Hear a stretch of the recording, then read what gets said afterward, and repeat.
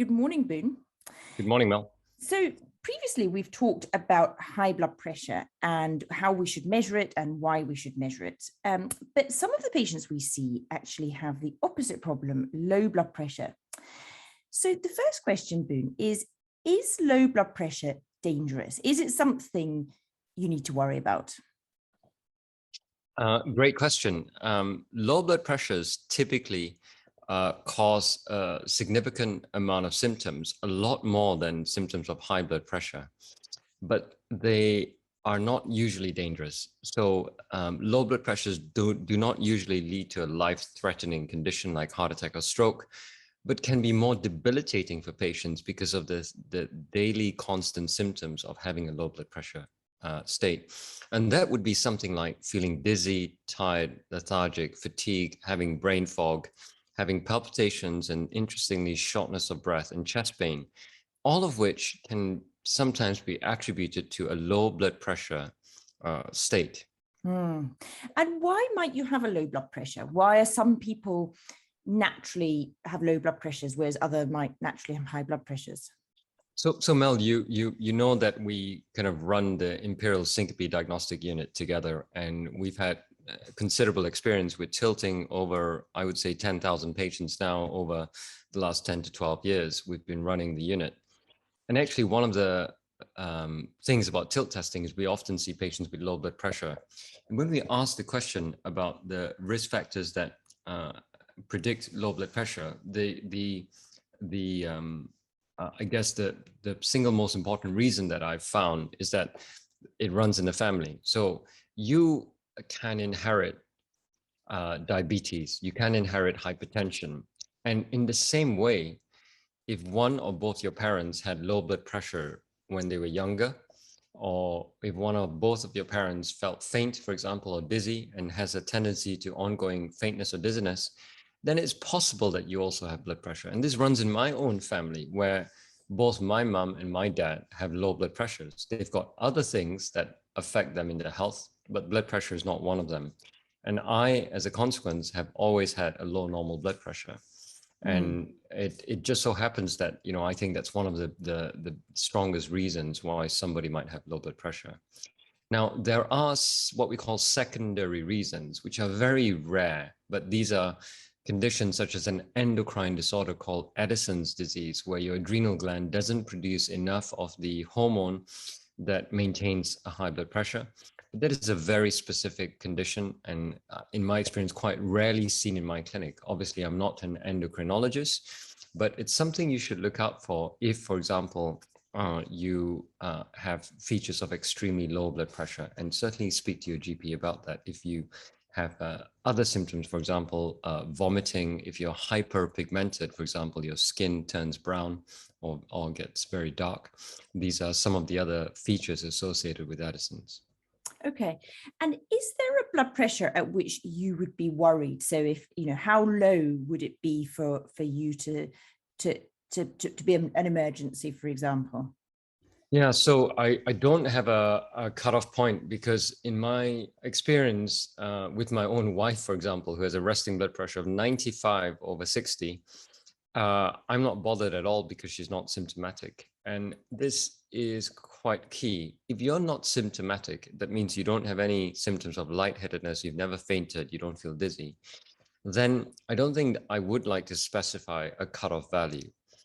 Equally, some patients are very symptomatic with a blood pressure of above 100, for example, 108 systolic.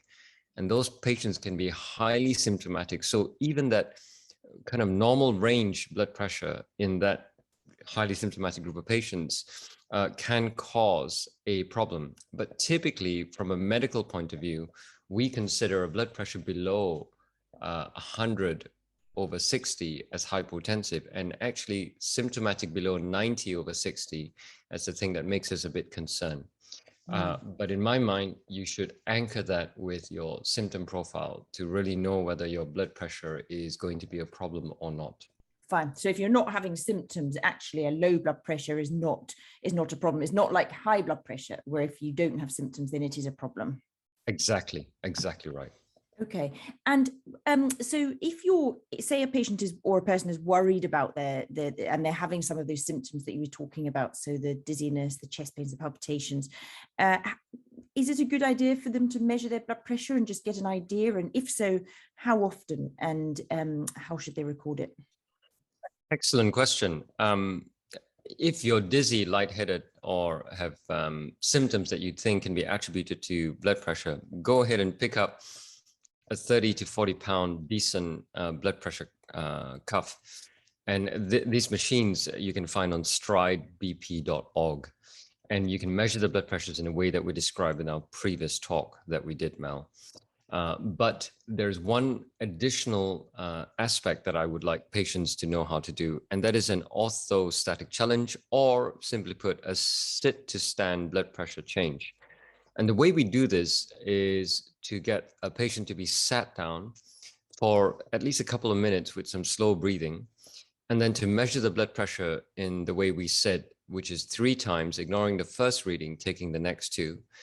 And then getting the patient essentially to stand up, and to stand up hands by side, cuff still inflated, with the body of the machine on the table next to you, on the opposite hand. So if the cuff is on your left hand, have the machine button ready to press on the right hand.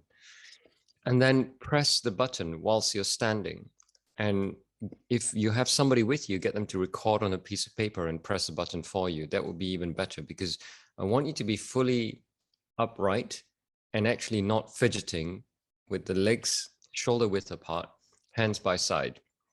And what you're asking your friend or colleague or family member to do is actually to record your blood pressure measurements together with your heart rate that is given for free as the third reading, typically at the on the blood pressure console, and write down, importantly, your symptoms that you experience.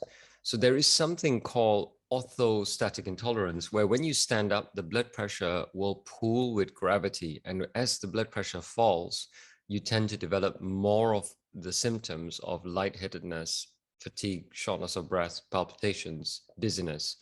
And these symptoms can often be also corroborated by a blood pressure fall and a heart rate increase just with standing.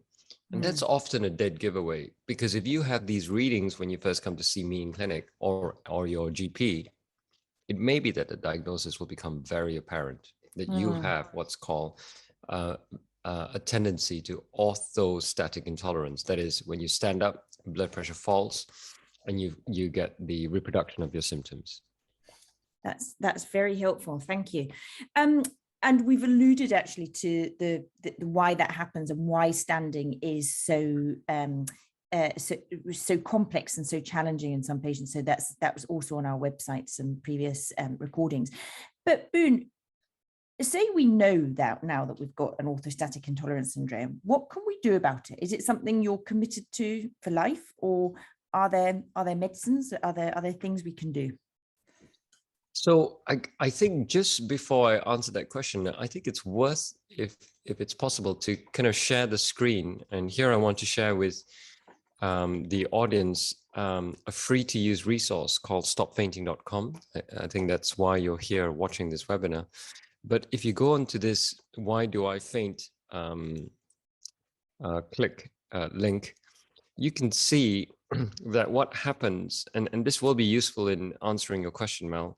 What happens when you first stand up is that the blood pressure, which sits in the normal range, let's, for example, say this is 120/80, the blood, which is the stuff in red circulating around your body, will start to come down or be pulled down by gravity into the big reservoirs, which are your lower limbs here. And as you stand for a longer period, you can see the blood pressure falling further. But what in effect happens is gravity takes blood and parks it, or shifts the volume of blood from the whole circulation, including the core of your heart and your brain, and it parks it down into the lower limbs. And when this happens, the heart is emptied. And when the heart is emptied, it needs to look after itself. And it sends a signal to the brain here, which then gives a reaction. And this reaction is simply known as a fright or flight reaction or a stress response. And that generates some more adrenaline and noradrenaline, which makes the heart beat faster, but which can also make you feel like you need to take deep panting breaths, i.e. shortness of breath. It can also give you a feeling of anxiety, tremulousness, sweatiness, and ultimately the adrenaline is trying to combat this challenge, this orthostatic challenge against gravity, to make your heartbeat stronger, to vasoconstrict, which is to squeeze the blood vessels, to push the blood back up into your heart, into the brain, thereby reducing the adrenaline levels. So this is the typical response, and why you might feel your symptoms that we describe when you stand up. And what is important to recognize, again, from this diagram, is that we can often do simple maneuvers to improve our symptoms of low blood pressure states. The first is to make sure we have enough fluid on board. So don't be dehydrated.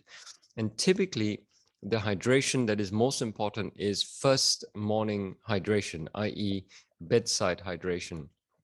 And ideally, this should be a cooler bolus of water. So I often tell my patients to take a thermos flask of cold water by the bedside and to have 400 to 500 mils first thing in the morning before they even get out of bed, if the daytime morning symptoms are the worst. And this can often be so helpful for the patients that that's the only thing that needs to be done for them to then start the day well and not manifest any further symptoms throughout the day. But if you're one that still has symptoms despite that maneuver, then the other thing to note is if your blood pressure is low all the time, have a bit more salt in your diet. Why salt?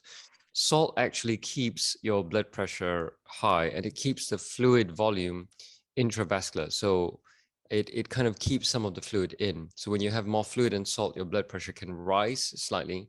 But more importantly, your fluid, the total amount circulating, can also rise, which is not an easy parameter to measure out. So blood pressure is only a surrogate of that, but we have what's called the circulating volume or plasma volume, and that can be helped if you have a combination of salt and water.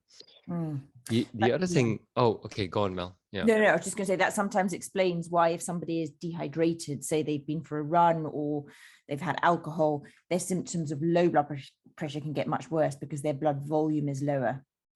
And exactly so right. Exactly right. And, you know, coming back to the morning is typically the worst because you don't drink anything for the time you're asleep. You're still breathing, and when you breathe, you lose fluid through the breath. Think of having a breath against a cold window on a winter morning, and you'll see how much fluid there is as you condense. You're also producing urine.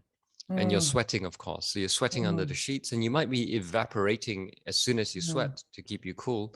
But you are losing water in that way as well. And those are called insensible losses. And those losses stack up over the 8 hours or so that you're in bed.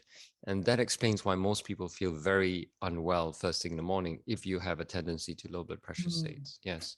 And how much fluid would you aim to drink in a day if you have low blood pressure with symptoms? Yeah, it depends on your size and activity. I think at a minimum 2.5 to 3 liters. And if you're exercising or you're frequently in the gym, then you should replenish even more than that. I would recommend 500 mils of fluid before your workout and perhaps another 500 after your workout, depending on how sweaty you are.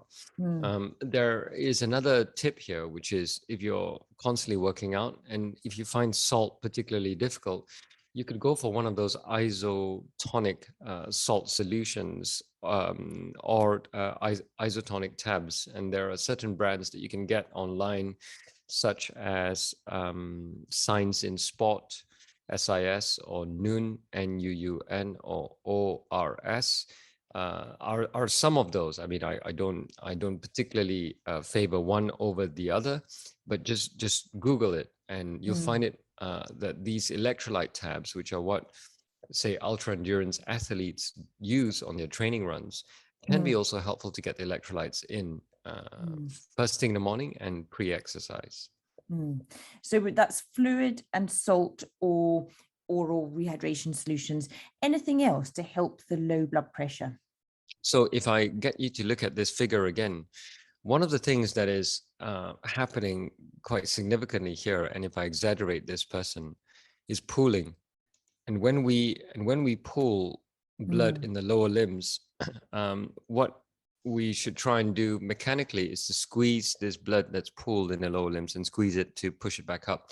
So we should learn to contract our gluteal muscles, which are our buttocks, our quadriceps here, and our quads, because this ability to compress internally with an isometric exercise can shift the blood volume up back into the heart and can make things better. So learning how to squeeze. So I'm just sitting on my chair now, and if you squeeze and you can make yourself bounce in the chair just with your glutes, your quads, and your calves, you are going some way into improving that blood flow. The second thing you do is to watch your posture. So when I see patients typically who have a low blood pressure state, they often sit cross-legged. And crossing your legs and fidgeting, i.e. pointing your toes up to the ceiling as you cross your legs or rocking them back and forth, can often be quite helpful in improving your blood pressure, or at least filling your heart back with the blood that's pooled down below. Along the same theme, you could try compression wear, which are typically compression garments that you can buy, which go all the way from your toes or your ankles to your waist. And you can buy these garments from a sport shop, or you can get medical grade garments, which should be grade 2 or 3 compression, which are typically between 23 and 30 millimeters of mercury compression. That's great. Thank you. And just one final question. This has been a very helpful run through of what to do with low blood pressure. It is a disproportionately stressful illness, so often, or condition. So as you said, it's quite debilitating, unlike people with high blood pressure that often don't know. And with that, you can have it can really impact your ability to work. So, if you're feeling dizzy every time you stand up, then it's quite difficult to be doing a job and getting up every day or looking after children. And that stress can then have an impact on people's lives. And other than what you've explained, so fluid and salt and exercises and compression stockings, do you just have any tips on how to deal with the impact that this has on your life? That's a very good question, because there's what I call a heightened reactive or adrenergic state. And just to come back to the diagram to explain exactly the answer to your question, when we are constantly on a low blood pressure state, even if it's intermittently challenged on day by day, and remember, we are bipedal animals after all. We stand up throughout the time. We're conditioned to be standing. What can happen is that the trickle of adrenaline that keeps coming out to try and maintain your blood pressure is it's like a fight or flight response that is constantly on overdrive. And this explains actually the tension that you describe in patients who are feeling constantly stressed. So there are two components of stress, right? There's the first component that I'm alluding to here, which is an orthostatic stress, that is stress due directly to your low blood pressure state triggering that response. But there is a second component of stress there, which is your reaction to the state that you're in.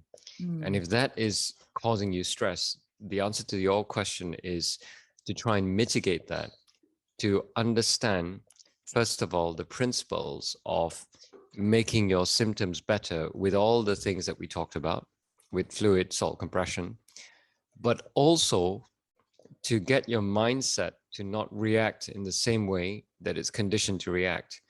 And the way to do that would be to slow down breathing, in my opinion, but to also adopt a more mindful approach to health and well-being, in that you're not always kicking back and getting frustrated with the fact that you can't do things. It's sitting, listening to your body and being aware of yourself and what you can or can't do on that day. And just as we spoke last time, regulating your self-thoughts and your actions, because that is the only thing you can regulate. You have no control of what your boss says to you or what your family members say to you, but you have control about what you say to them and how you react to what's coming in, and change your thoughts, reactions, emotions, and actions so that you're in a place where you're kinder to yourself. because you have a condition. You need a bit of time sometimes to focus on getting yourself better. And if you simply have a low blood pressure state and you're doing all these things and it's not getting better, then you simply have to be kind to yourself to say, look, I have more of a chronic condition, but I'm going to deal with that by at least not making myself so low with it.